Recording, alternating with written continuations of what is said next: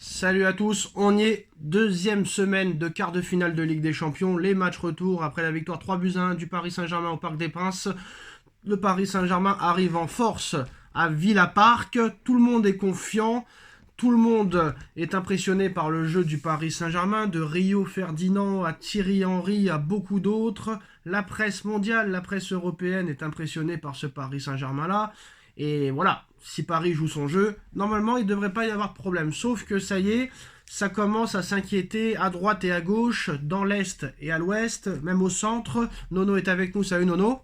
Salut Sacha. Alors Nono, une petite phrase de Rogers, une petite phrase de Emery, une petite phrase d'un journaliste anglais qui explique comme quoi Aston Villa peut remonter face au Paris Saint-Germain, que ce ne sera pas le même match qu'à l'aller, que malgré que Paris a été dominateur à l'aller, Aston Villa n'a pas fait un si mauvais match que ça. Par exemple, Morgan Rogers a adressé un message au Paris Saint-Germain avant ce match. Nous savons que nous sommes à la hauteur et nous croyons en notre groupe et en notre manager. Nous sommes là pour une raison, nous le méritons et nous avons relevé tous les défis et saisi toutes les opportunités cette saison.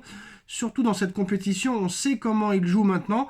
Si quelqu'un doit renverser la situation et si quelqu'un peut renverser cette situation, ce sera nous. Après, on a Unai Emery aussi qui croit dur comme fer à la qualification, qui dit que 2 buts à remonter contre ce Paris Saint-Germain-là, bah, c'est pas non plus un truc insurmontable.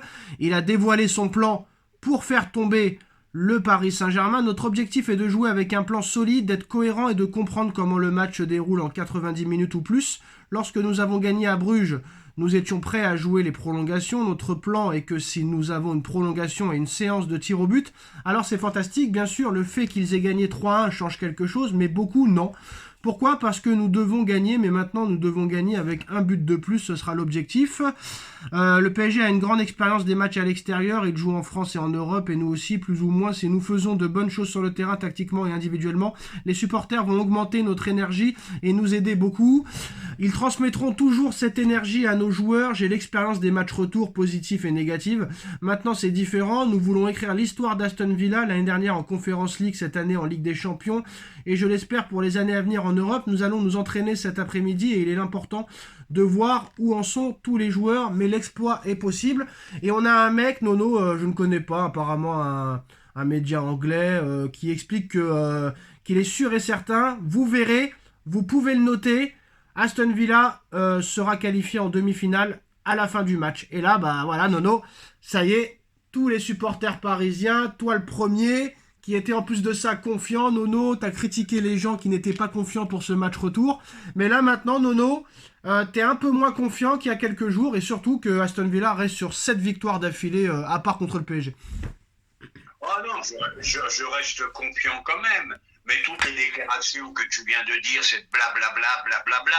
Je vais dire à Unai, t'as été incapable de garder 4 buts d'avantage. T'as la mémoire qui flanche, Unai. T'as la mémoire qui flanche. T'en as pris 6 à Barcelone. Hein, t'as plusieurs désillusions à ton actif.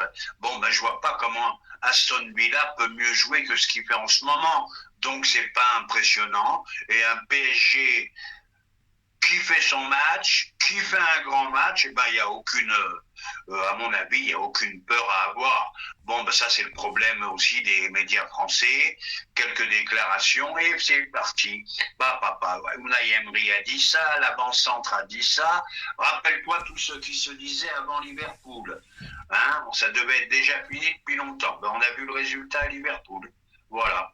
Ah Donc, non, c'est pas vrai, Nono. Tout le monde disait qu'on pouvait faire l'exploit, qu'on allait le faire là-bas, etc., etc. Donc non. ah, ben, les joueurs de Liverpool n'étaient pas d'accord avec toi. Hein. Ils disaient que pour eux, c'est presque fait. Ah non, moi j'ai pas entendu ça. Bon, bah écoute. Voilà, faudra ressortir les dossiers. Par contre, Nono, c'est pas ce que tu me disais il y a quelques minutes avant de commencer la vidéo. Tu m'as dit que... Ah, ben j'ai une pression, je le reconnais. Parce que je vais te dire franchement, là, je parle plus football, j'ai une pression. Moi, je t'annonce, demain, le PSG se fait sortir. Vous m'entendez plus, vous ne me voyez plus. Voilà, je vous le dis à tous. Alors, Luis Enrique refuse le statut de favori. Favori, le chemin de la Ligue des Champions est pavé d'équipes favorites qui ont été éliminées en route. On a gagné le match aller, mais on n'avance pas avec des certitudes parce qu'on a cette ambition de gagner le match. On veut montrer qu'on a le niveau pour aller en demi-finale. Donc non, c'est du 50-50. Donc déjà, Enrique, il est pragmatique, non. Pragmatique, prudent. Voilà, il va là-bas déjà pour gagner, pas pour garder son avantage. Eh bien, c'est du Lucho. Voilà, c'est du Lucho tout simplement. Alors, il y a Ousmane Dembélé aussi qui était en conférence de presse avant lui, qui a dit qu'il faudra rentrer, qu'il faudra commencer le match comme s'il y avait 0-0 et qu'il n'y avait pas eu de match aller. Le Ballon d'Or, il y pense pas et il est sous le charme de Désiré Doué. Ouais, bah Désiré Doué, ça va mieux toi? Désiré Doué, ben écoute, les articles plus élogieux les uns que les autres. Là maintenant, j'en ai lu un tout à l'heure. On parle d'un phénomène non seulement technique, mais d'un phénomène physique, qui a un physique de feu, malgré son petit gabarit, inépuisable. Donc, je ne sais pas où il va s'arrêter. Et je vois que Barcola a bien raison de s'inquiéter. J'ai bien peur pour lui. Paris fonce sur la pépite portugaise, le futur crack mondial, Rodrigo Moura, joueur de 17 ans du FC Porto. Alors apparemment, Nono, Luis Campos va quitter le Paris Saint-Germain cet été. On a vu qu'en plus de ça, il a prévu à la fin de son bail d'écrire un livre sur ces 3 ans qui se sont passés au Paris Saint-Germain. Donc apparemment, le gars a l'intention de bien faire caca sur le Paris Saint-Germain.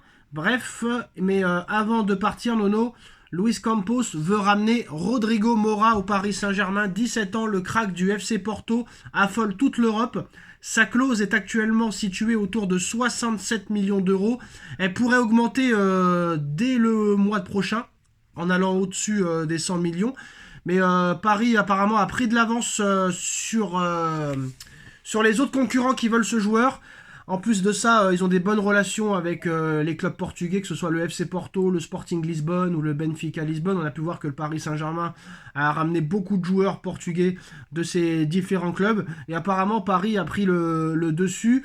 Apparemment, Luis Enrique aurait déjà communiqué avec l'entourage du joueur.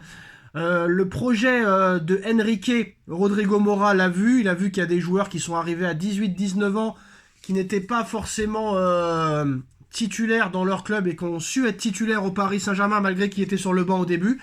Donc Rodrigo Moura est assez séduit par le projet parisien.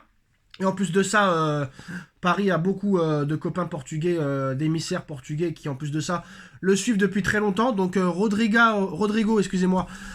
Moura au Paris Saint-Germain, ça pourrait être la première recrue de l'été. Nono, qu'est-ce que tu penses de cette information ? Eh ben, je dis, Luis Campos, finis bien ton boulot, fais cette affaire, et voilà, ça serait dans la continuité de ce que fait notre entraîneur, ça serait dans la continuité, une équipe de jeunes, gros potentiel, qui le fait progresser, voilà, mais j'en ai plein le cul quand même malgré tout, un petit coup de gueule, tous ces mecs qui se sont gavés à Paris, franchement, il a bon caractère, Nasser, hein. Tous ces mecs qui se sont gavés, et qu'est-ce que t'apprends ? Je vais écrire un livre. Et t'es sûr qu'il va y avoir quelques pages où il va cracher sur le PSG. Bah, laisse-moi finir. Bah Et ça, je le supporte plus. Ouais, mais tu supportes plus. Mais le mec, on le fait venir en tant que directeur sportif. Il achète des joueurs. Bon, c'est peut-être pas des bons joueurs. Mais voilà, tu fais venir Kolo Muani. J'en veux pas. Tu fais venir Ramos. J'en veux pas. Tu fais venir Ugarte. J'en veux pas. Tu fais venir Moscardo. J'en veux pas. Tu fais venir je sais plus qui. J'en veux pas. Et le mec, il se sent inutile. Donc il se sent trahi, le gars. Trahi de quoi, Sacha? 5 erreurs? 5 erreurs? Ramos, c'est pas... Attends, Ramos, c'est pas une erreur. Ben Ramos, il est peut-être pas assez fort pour jouer au PSG. Moscardo n'a même pas sa place à Reims. Comment il s'appelle? Belardo, tu vois que c'est juste. Polo, tu vois que c'est pas un phénomène. Voilà, c'est des joueurs, je te dis pas que c'est des très très mauvais joueurs, mais c'est des joueurs qui n'ont rien à faire au PSG. Et je suis désolé, Campos s'est planté, et à côté de ça, il a fait des bons coups. Rodrigo Moura au PSG pour 67 millions d'euros. Dites-moi en commentaire ce que vous en pensez. Et est-ce que vous êtes confiant pour la qualif demain face à Aston Villa? Dites-nous en commentaire. À très vite. Ciao.